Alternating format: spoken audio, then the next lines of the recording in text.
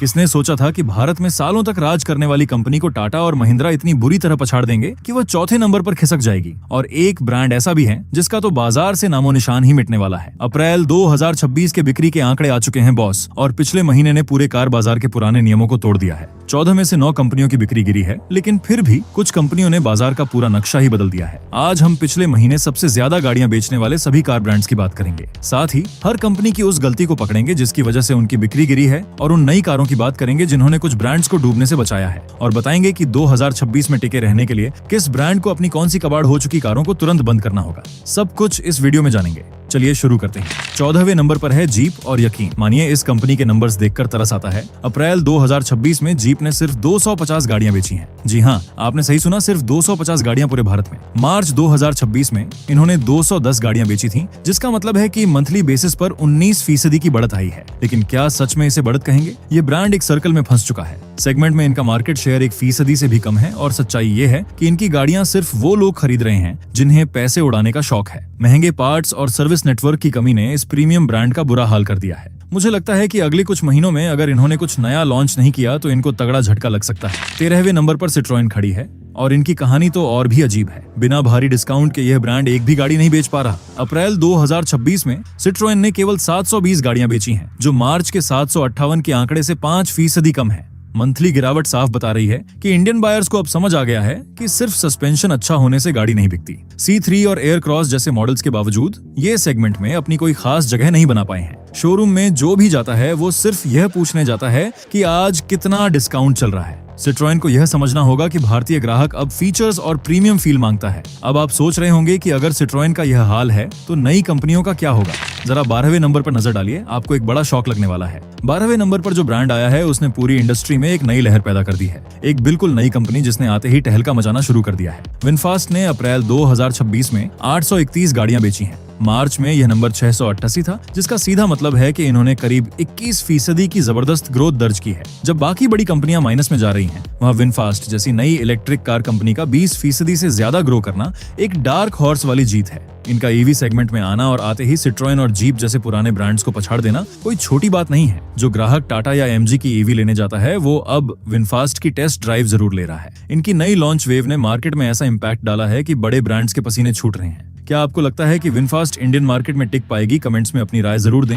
11वें number पर Nissan है, और ये एक ऐसी कंपनी है जो सिर्फ एक गाड़ी के सहारे जिंदा है। अप्रैल 2026 में निसान की सेल्स सिर्फ 3203 यूनिट्स रही है। मार्च के 4408 यूनिट्स के मुकाबले ये 27% से भी ज्यादा का सीधा फॉल है। आंकड़े बता रहे हैं कि निसान मैग्नाइट और नई लॉन्च हुई ग्रेवाइट का जादू अब खत्म हो रहा है। कितने साल तक आप एक या दो ही गाड़ी को नया बम्पर लगाकर बेचते रहेंगे? सप्लाई की दिक्कतें और कोई नया प्रोडक्ट न होने की वजह से डीलर्स बहुत परेशान होंगे। राइवल्स जैसे पंच और एक्स्टर ने इनकी सेल्स को पूरी तरह से सोख लिया। अब बात करते हैं 10वें नंबर की, और यहाँ वो शौक है जिसका मैं वीडियो के शुरू से जिक्र कर रहा था। एक जमाने में सेडान सेगमेंट का राजा और हर भारतीय परिवार का सपना होंडा आज अर्श से फर्श पर आ गिरा है। होंडा ने अप्रैल में सिर्फ 4069 गाड़ियां बेची हैं। मार्च में इनका नंबर 5514 था। सीधे 26% की गिरावट आई है। जी हाँ, लगभग 1000 यूनिट्स गायब हो गई सिर्फ एक महीने में। होंडा अमेज और सिटी अब पूरी तरह से आउटडेटेड हो चुकी हैं, और एलिवेट भी मार्केट में वो जादू नहीं कर पाई जिसकी उम्मीद थी। अगले महीने होंडा सिटी का नया मॉडल लॉन्च होगा,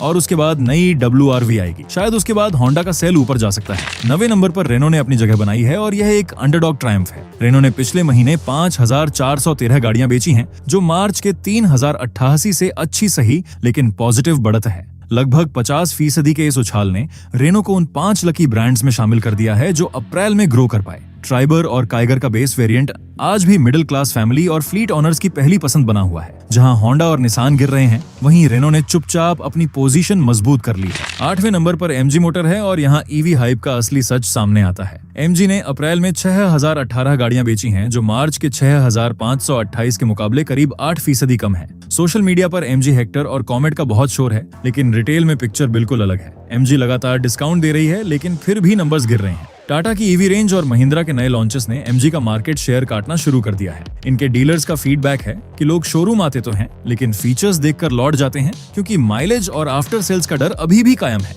एमजी की गाड़ियां वो लोग ले रहे हैं जिन्हें सिर्फ बड़ी स्क्रीन और पैनोरामिक सनरूफ चाहिए। 7वें नंबर पर स्कोडा और फॉक्सवैगन का ग्रुप है, और यह एक डार्क हॉर्स की तरह उभरे हैं। इन दोनों ने मिलकर 8,913 गाड़ियां बेची हैं, जो मार्च के 8,726 से 2% ज्यादा है। ये नंबर कंफ्यूजिंग लगता है क्योंकि इनकी गाड़ियां बहुत ज्यादा सड़कों पर नई नहीं दिखती, लेकिन असली कहानी ये है कि कुशाक और टाइगन के नए मॉडल्स और सेफ्टी रेटिंग ने जादू कर दिया है। जब बाकी मार्केट गिर रहा है, तब जर्मन इंजीनियरिंग में बायर्स का भरोसा वापस आना एक बड़ा शिफ्ट है। इनका बायर वो है जो ड्राइविंग एंजॉय करता है और सेफ्टी से कोई समझौता नहीं करना चाहता। टियर 1 सिटीज में इनकी पकड़ बहुत मजबूत हो गई है और राइवल्स की तुलना में इनकी रीसेल वैल्यू भी अब सुधर रही है। छठे नंबर पर है किया मोटर्स, जिसने सबको हिलाकर रख दिया है। किया ने पिछले महीने 27,286 गाड़ियां बेची हैं। हालांकि यह मार्च के 29,112 से 6% कम है, लेकिन फिर भी इनका मार्केट शेयर और पोजीशन बहुत स्ट्रांग है। सेल्टोस और सोनेट आज भी अपने सेगमेंट में किंग बने हुए हैं। ये गिरावट असल में सप्लाई चेन और कुछ नए फीचर्स के अपग्रेड की वजह से आई है। किया का बायर वो है जो हुंडई से कुछ अलग और ज्यादा अग्रेसिव डिजाइन चाहता है।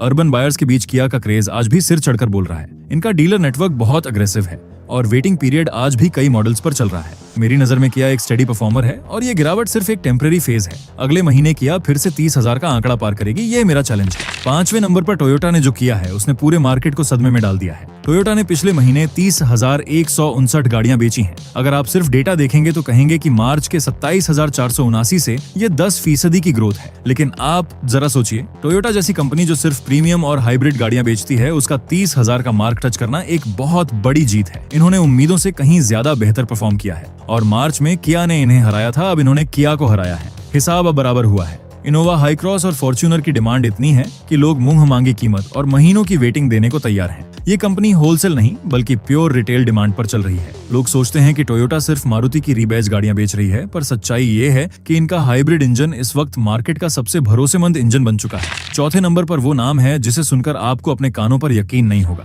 हुंडई, जो हमेशा नंबर 2 पर राज करती थी, आज चौथे नंबर पर धकेल दी गई है। हुंडई ने पिछले महीने 51,902 गाड़ियां बेची हैं, जो मार्च के 48,667 से 6% की बढ़त है। क्रेटा और वेन्यू बहुत बिक रही हैं, लेकिन बाकी मॉडल्स जैसे i20 और वर्ना का चार्म अब खत्म हो रहा है। बायर्स अब हुंडई के डिजाइन से बोर हो रहे हैं और उन्हें महिंद्रा और टाटा की मस्कुलर और सेफ गाड़ियां ज्यादा पसंद आ रही हैं। हुंडई का बायर जो पहले फीचर लोडेड गाड़ी देखकर खुश हो जाता था, आज सेफ्टी रेटिंग और रोड प्रेजेंस मांग रहा है, जो हुंडई मिस कर रही है। मेरा ओपिनियन ये है कि हुंडई ने इंडियन मार्केट को टेक फॉर ग्रांटेड ले लिया था और अब इन्हें इसका अंजाम भुगतना पड़ रहा है। तीसरे नंबर पर महिंद्रा ने अपनी धाक जमा ली है। 56,331 यूनिट्स के साथ महिंद्रा ने हुंडई को पछाड़ दिया है। मार्च के 60,272 के मुकाबले ये 6% का फॉल जरूर है, लेकिन हुंडई को हराना अपने आप में एक हिस्टोरिक जीत है। स्कॉर्पियो एन और XUV 7XO की डिमांड ने मार्केट का पूरा मोमेंटम बदल दिया है। जो बंदा पहले क्रेटा लेने जाता था, वो आज स्कॉर्पियो की वेटिंग लाइन में खड़ा है। महिंद्रा ने असली SUV का मतलब इंडियंस को फिर से सिखा दिया है। इनका डीलर नेटवर्क इस वक्त सबसे ज्यादा खुश और बिजी है। महिंद्रा का बायर अब सिर्फ गांव का जमींदार नहीं बल्कि शहर का कॉर्पोरेट एम्प्लॉय भी है। महिंद्रा का यह जंप एक क्लियर सिग्नल है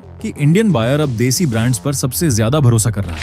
नंबर 2 पर टाटा मोटर्स ने कब्जा कर लिया है और ये इस महीने की सबसे बड़ी डिफाइनिंग स्टोरी है। पिछले महीने टाटा ने 59,000 गाड़ियां बेची हैं। मार्च में यह 66,971 थी, यानी करीब 12% की गिरावट। लेकिन नंबर्स का गिरना यहाँ मायने नहीं रखता। मायने ये रखता है कि टाटा ने हुंडई और महिंद्रा दोनों को एक साथ धूल चटा दी है। नेक्सन पंच और सफारी ने मार्केट में ऐसा भौकाल मचाया है कि हर दूसरी नई गाड़ी सड़क पर टाटा की दिखती है। यह एक ब्रांड वॉर की सबसे बड़ी जीत है। टाटा ने सेफ्टी को अपना सबसे बड़ा हथियार बनाया और लोग सेफ्टी के नाम पर टाटा को हाथों हाथ ले रहे हैं। जो लोग कभी टाटा की गाड़ियों की फिट और फिनिश का मजाक उड़ाते थे, आज वो पंच की चाबी घुमाते हुए नजर आते हैं। होलसेल से ज्यादा रिटेल में टाटा का दबदबा है। टाटा का यह रैंक जंप कोई तुक्का नहीं है, बल्कि सालों की मेहनत का नतीजा है। अब टाटा को सिर्फ अपने सर्विस को सुधारने की ज्यादा जरूरत है।